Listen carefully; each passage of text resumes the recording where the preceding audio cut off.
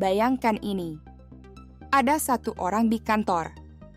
Dia bukan yang paling banyak bicara. Bukan yang paling sering pamer kerja keras.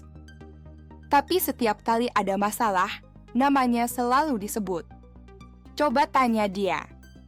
Dia biasanya tahu. Dia yang biasa bersin. Dia datang paling awal, pulang sering paling akhir. Kerjanya rapi. Logikanya jalan. Bisa melihat masalah sebelum masalah itu benar-benar meledak. Dan anehnya, orang seperti ini hampir selalu resign lebih dulu.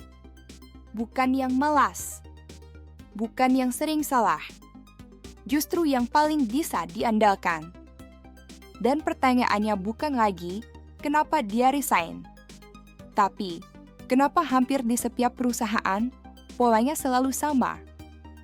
Kalau kita jujur, banyak perusahaan kehilangan orang terbaiknya bukan karena kalah gaji, bukan karena direkrut kompetitor, tapi karena lelah secara mental. Lelah menjelaskan hal yang sama berulang kali. Lelah melihat kesalahan yang bisa dicegah, tapi dibiarkan. Lelah bertanggung jawab atas keputusan yang bukan dia buat. Karyawan pintar itu jarang ribut. Mereka jarang drama. Mereka juga jarang mengancam resign. Mereka diam. Mereka mengamati. Mereka mencatat. Dan ketika akhirnya resign, atasan sering kaget. Loh, kenapa? Bukannya dia fine-fine saja. Bukannya dia nggak pernah komplain. Bukannya dia kelihatan loyal. Justru disitulah masalahnya. Karyawan pintar tidak ribut, mereka menyimpulkan. Ada perbedaan besar antara karyawan yang emosional dan karyawan yang berpikir. Karyawan emosional akan marah, protes, debat, ribut. Karyawan pintar akan mengamati sistem. Mereka melihat siapa yang naik jabatan bukan karena kompetensi tapi kedekatan. Siapa yang salah tapi selalu aman. Siapa yang kerja keras tapi selalu dapat tambahan beban, bukan apresiasi. Mereka tidak langsung bereaksi. Mereka menunggu. Karena orang pintar selalu berpikir, mungkin ini cuma fase. Mungkin manajemen belum lihat. Mungkin nanti akan berubah. Tapi waktu berjalan. Dan polanya tidak berubah. Cerita yang terlalu sering terjadi. Di banyak kantor, ada tipe karyawan seperti ini. Dia bisa kerja lintas divisi. Ngerti proses hulu ke hilir. Kalau ada audit, dia yang disuruh jelasin. Kalau ada klien marah, dia yang turun tangan. Awalnya dia bangga. Merasa dipercaya. Merasa dibutuhkan. Tapi perlahan, dia sadar satu hal. Kenapa yang salah tetap santai, tapi yang bisa kerja justru terus ditambah bebannya. Dia mulai melihat email masuk jam 10 malam. Chat WhatsApp yang dianggap normal di hari libur. Deadline yang muncul tiba-tiba, tapi harus selesai sekarang. Dan yang paling melelahkan bukan capek fisik, tapi capek merasa dimanfaatkan tanpa dihargai. Biasanya karyawan pintar tidak langsung resign. Ada momen titik retak. Bukan karena satu kejadian besar, tapi akumulasi hal kecil yang dianggap sepele oleh atasan. Ide dia dipakai, tapi namanya tidak pernah disebut. Dia diminta bantu tim lain, tapi KPI tetap sama. Dia diminta mengerti kondisi perusahaan, tapi atasan tidak pernah mengerti kondisinya. Sampai satu hari, dia duduk di meja kerjanya, menatap layar, dan berpikir, tahu aku sepintar ini, kenapa hidup kerjaku terasa segini-gini saja? Bukan soal ambisi berlebihan, tapi soal keadilan logis. Orang pintar tidak selalu ingin cepat naik jabatan, tapi mereka ingin melihat hubungan yang masuk akal antara usaha dampak penghargaan. Dan ketika hubungan itu tidak ada, mereka mulai menarik kesimpulan. Kenapa resign-nya selalu terlihat mendadak? Dari sudut pandang atasan, resign ini terlihat tiba-tiba. Padahal dari sudut pandang karyawan pintar, itu keputusan yang sudah dipikirkan berbulan-bulan, bahkan bertahun-tahun. Mereka sudah mencoba beradaptasi, menurunkan ekspektasi, berhenti berharap. Sampai akhirnya mereka berkata dalam hati, "Aku tidak marah. Aku hanya tidak mau membuang waktuku di sini." Dan ini kalimat paling berbahaya bagi perusahaan. Karena karyawan yang marah masih bisa ditenangkan. Karyawan yang sudah tidak peduli tidak bisa ditahan. Fenomena global bukan kasus individu. Ini bukan cuma terjadi di satu kantor, bukan satu industri, bukan satu generasi. Di logistik, manufaktur, IT, F&B, finance, bahkan pendidikan, polanya sama. Orang pintar keluar lebih dulu. Yang bertahan justru yang nyaman di zona aman, yang pandai jaga posisi, yang tidak terlalu banyak berpikir. Dan perusahaan sering baru sadar setelah dampaknya terasa. Proses mulai berantakan, keputusan makin reaktif, orang-orang sibuk, tapi masalah tidak pernah selesai. Lalu muncul kalimat klasik, "Kenapa sekarang susah cari orang bagus ya?"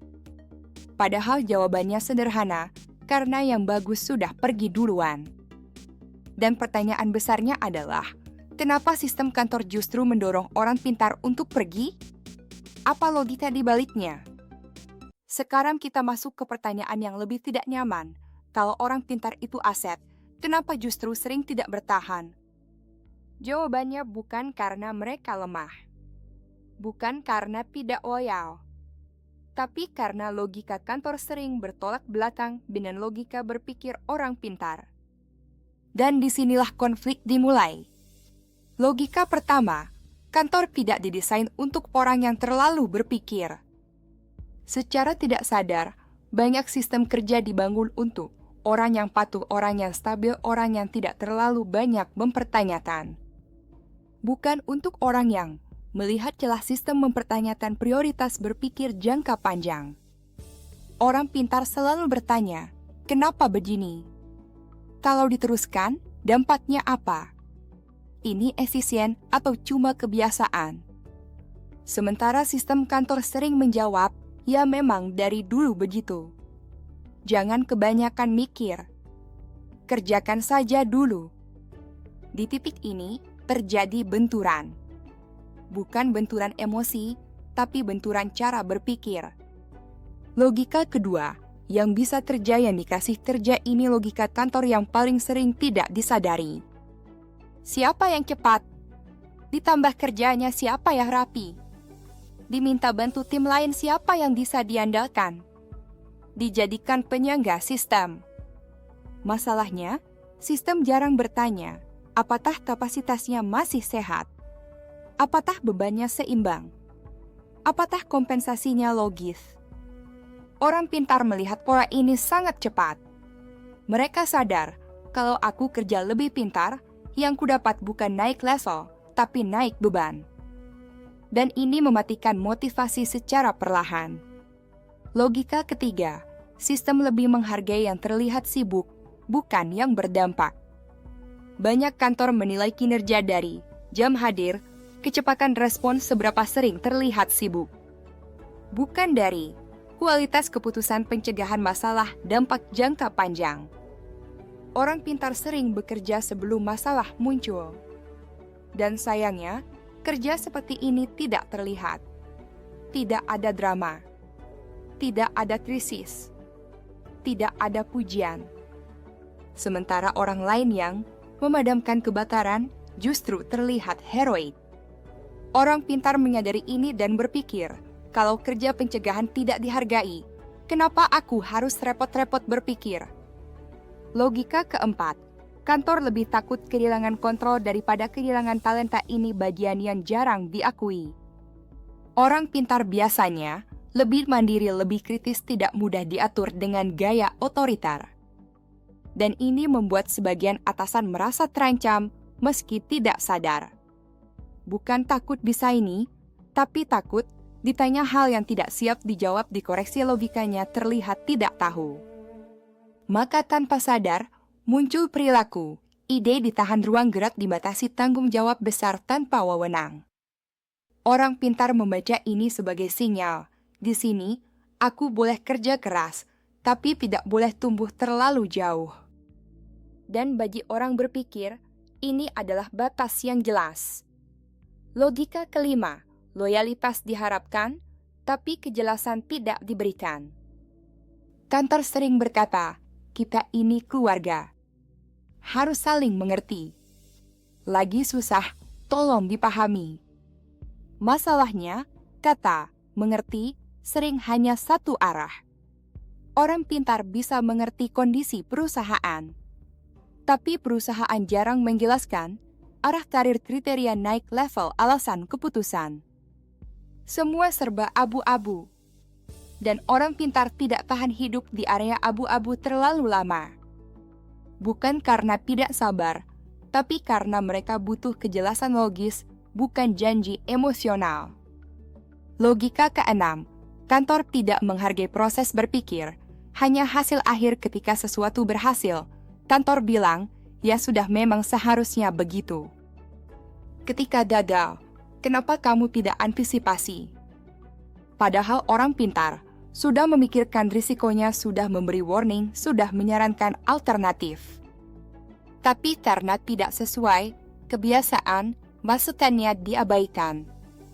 Sampai akhirnya terjadi masalah, dan orang pintar hanya bisa berpikir, kalau dari awal tidak didengar, kenapa sekarang aku yang disalahkan? Di titik ini, kelelahan mental berubah menjadi jarak emosional. Kenapa orang pintar tidak melawan? Ini pertanyaan penting. Kenapa mereka tidak berdebat? Kenapa tidak fight? Kenapa tidak minta klarifikasi? Karena orang pintar tahu, melawan sistem yang tidak mau mendengar hanya akan menghabiskan energi. Mereka memilih, diam, observasi, simpulkan, pergi. Dan sistem sering mengira, dia baik-baik saja. Padahal dia sedang menarik diri secara mental. Di titik ini, kita mulai melihat polanya. Bukan karena karyawan kurang loyal, generasi sekarang manja, orang pintar tidak tahan banting. Tapi karena logika kantor sering menghukum cara berpikir yang sehat. Dan sekarang pertanyaannya berubah, kalau sistemnya begini, peran atasan ada di mana? Kesalahan apa yang paling sering dilakukan atasan tanpa sadar? Hampir tidak ada atasan yang bangun pagi dengan niat, hari ini aku mau bikin timku resign. Sebagian besar atasan tidak jahat. Mereka lelah. Mereka ditekan target. Mereka juga terjebak sistem. Tapi justru karena itulah, kesalahan ini sering terjadi tanpa sadar.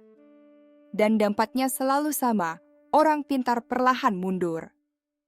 Kesalahan satu, menganggap karyawan pintar tidak perlu dikelola. Ini kesalahan paling awal. Atasan sering berpikir, dia sudah pintar, sudah ngerti, nggak perlu diawasi.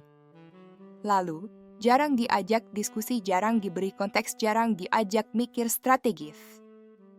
Padahal yang dibutuhkan orang pintar bukan pengawasan, tapi keterlibatan intelektual. Ketika mereka hanya dipakai sebagai eksekutor cerdas, tanpa diajak berpikir bersama, mereka merasa direndahkan secara halus. Bukan dimarahi, tapi diabaikan kapasitasnya. Kesalahan dua, memberi tanggung jawab besar tanpa wewenang. Ini sangat sering terjadi. Coba kamu yang pegang ini ya. Kamu kan ngerti, bantuin. Kamu handle saja, nanti lapor ke saya.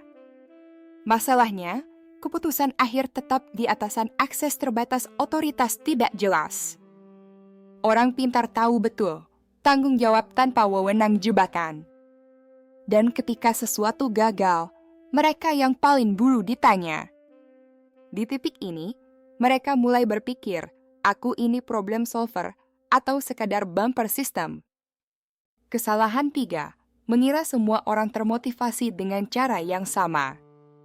Banyak atasan berpikir, Dulu saya juga begini, paham saja. Padahal, yang membuat atasan bertahan dulu belum tentu relevan dengan generasi sekarang. Orang pintar jarang termotivasi oleh ancaman rasa takut tekanan emosional. Mereka termotivasi oleh kejelasan logis tantangan intelektual dampak nyata dari kerja mereka.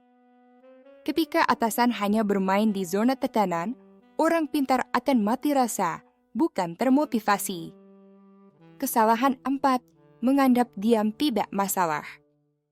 Ini kesalahan yang paling fatal. Karyawan pintar jarang mengeluh. Mereka jarang drama.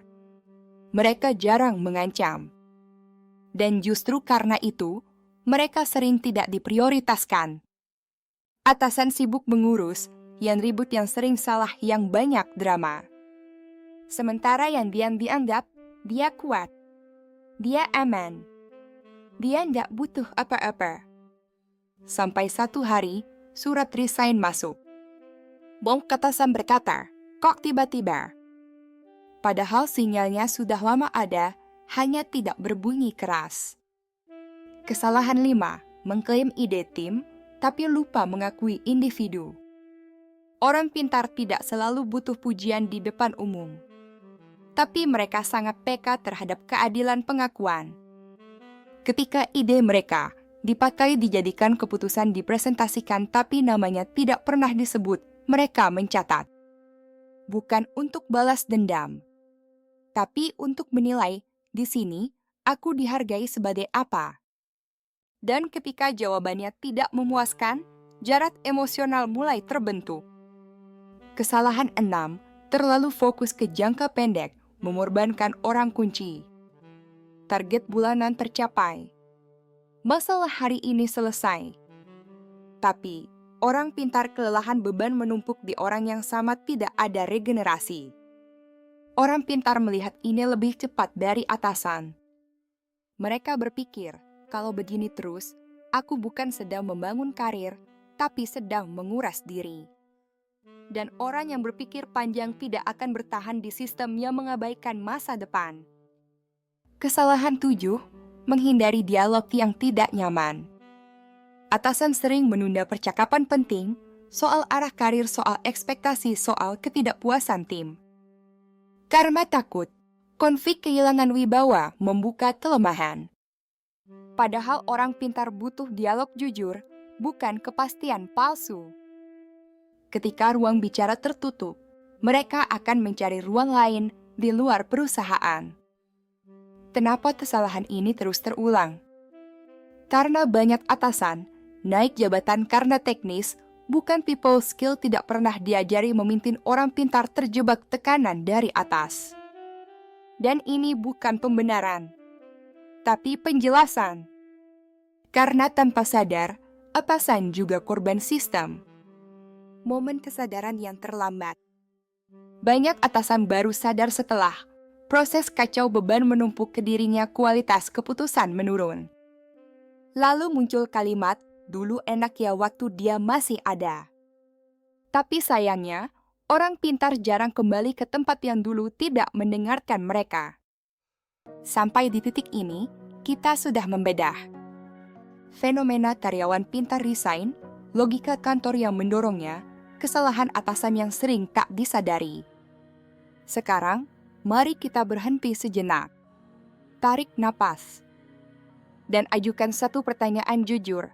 Apakah resignnya karyawan pintar selalu kesalahan perusahaan? Jawabannya, tidak sesederhana itu. Sudut pandang yang jarang dibahas, orang pintar juga punya batas. Orang pintar sering digambarkan seolah selalu benar. Padahal mereka juga manusia. Mereka bisa terlalu lama berharap sistem berubah, terlalu diam karena ingin terlihat dewasa, terlalu mengandalkan logika, tapi lupa membangun pengaruh. Banyak karyawan pintar yang tidak pernah menyampaikan kegelisahannya dengan jelas, mengira atasan pasti paham, menunggu terlalu lama sampai lelah sendiri. Dan ketika akhirnya resign, tidak ada dialog yang benar-benar terjadi. Bukan karena tidak mau bicara, tapi karena sudah kehabisan energi untuk menjelaskan. Sudut pandang kedua, tidak semua tempat cocok untuk semua orang pintar. Ini pahit, tapi nyata. Tidak semua perusahaan siap dengan cara berpikir kritis, matang secara sistem, terbuka terhadap pertanyaan. Dan tidak semua orang pintar cocok hidup di sistem yang lambat berubah, hierarkis, sangat politis. Ini bukan soal siapa lebih baik, tapi soal kecocokan ekosistem. Ibarat ikan laut di air tawar, sepintar apapun, lama-lama mati. Sudut pandang ketiga, bertahan bukan selalu bentuk loyalitas tertinggi. Banyak orang pintar merasa bersalah saat ingin pergi. Takut dianggap tidak setia, tidak bersyukur, tidak tahan banting. Padahal kadang, pergi adalah bentuk kejujuran. Jujur bahwa potensinya mentop, nilai hidupnya tidak sejalan, logika batinnya terus dilanggar. Dan ini bukan tindakan egois. Ini bentuk self-respect. Untuk karyawan pintar yang masih bertahan. Kalau kamu sedang di posisi ini dan masih bertahan, dengarkan baik-baik. Bertanya itu bukan melawan. Minta kejelasan bukan drama. Menyampaikan batas bukan tidak loyal. Yang berbahaya bukan bicara, tapi diam terlalu lama sampai pahit. Jika kamu masih ingin bertahan, bicarakan ekspektasi dengan dewasa, minta kejelasan, bukan janji, ukur apakah energimu masih tumbuh atau terkuras. Dan jika kamu memutuskan pergi, pergi tanpa kebencian, karena dendam hanya mengikatmu ke masa lalu. Untuk atasan yang masih peduli. Kalau kamu seorang atasan dan masih menonton sampai sini, itu artinya kamu peduli. Dan itu penting. Cobalah jujur bertanya ke diri sendiri, siapa orang paling berpikir di timmu? Kapan terakhir kali kamu benar-benar mendengarkan mereka? Apakah mereka tumbuh atau hanya dipakai? Orang pintar tidak selalu butuh promosi cepat. Mereka butuh kejelasan, kepercayaan, ruang berpikir. Dan seringkali, yang mereka minta bukan biaya besar, hanya ruang dialog yang tulus. Perusahaan yang bertahan bukan yang paling keras, tapi yang mau belajar. Di dunia kerja hari ini, perusahaan tidak kalah karena kurang orang pintar. Mereka kalah karena tidak bisa mempertahankan orang pintar. Dan mempertahankan bukan soal menahan, tapi soal membuat orang ingin tinggal.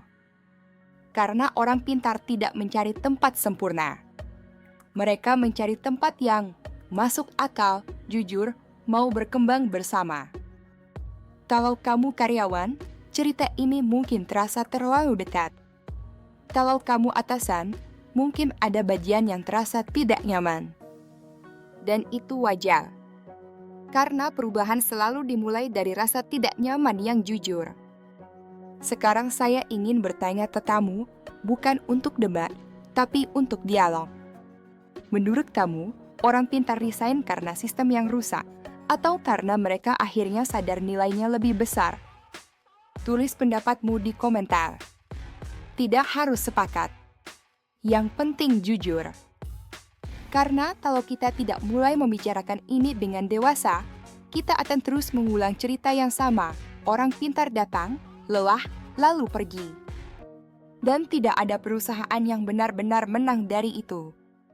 Kalau kamu ingin tahu fakta dunia kerja yang jarang dibahas, subscribe YouTube @Praktik Lapangan Bisnis sekarang. Aktifkan loncengnya biar nggak ketinggalan video terbaru. Dan jangan lupa follow Instagram dan TikTok @Praktik Lapangan Bisnis buat konten fakta, sisi gelap, edukasi karyawan, dan humor seputar karyawan. Kita bahas dunia kerja apa adanya.